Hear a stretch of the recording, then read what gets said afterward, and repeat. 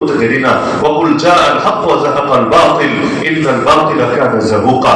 আজকে বাংলার জমিনে খেলাফত নাই বলেই তো ধর্ষণ এই হারে বেড়েছে। যদি খেলাফত থাকতো, ধর্ষণের সাজা প্রকাশ্যে ইসলাম যেভাবে বলেছে সেভাবে দেওয়া হতো, আমি এই সবাইকে চ্যালেঞ্জ করে বলতে পারবো যে এই স্বাধীনতার পর থেকে এই বাংলাদেশে বিগত 54 বছরে যত ধর্ষণ হয়েছে, ইসলামের খেলাফতের ইতিহাসে 1200 বছরের চাইতে বেশি সময়ে এর 100 ভাগের 1 ভাগও ধর্ষণ ঘটে নাই এত দীর্ঘ সময়। তাহলে এখন এত ধর্ষণ বেড়ে গেল কেন? এমনকি এই 2025 এখনো 3টা মাসও পুরোপুরি শেষ হয়নি। এই 2025-এ এই অল্প কয়েকদিনের মধ্যে যে কয়েকটা ধর্ষণ ঘটেছে, আল্লাহ নবীর জামানা থেকে ইতিহাস পড়া শুরু করেন, দেখবেন কয়েকশো বছরের ইতিহাসে পর্যন্ত এই কয়েকটা ধর্ষণের ঘটনা ঘটে নাই। কেন? এই ধর্ষণগুলো বন্ধ করা যাচ্ছে না কেন? কারণ ধর্ষণ যদি বন্ধ করতে চান, ইসলামের যে নির্দেশনা আছে, নির্দেশ আছে, যতদিন পর্যন্ত কায়েম না করবেন কিছুতেই বন্ধ হবে না, করা সম্ভব না।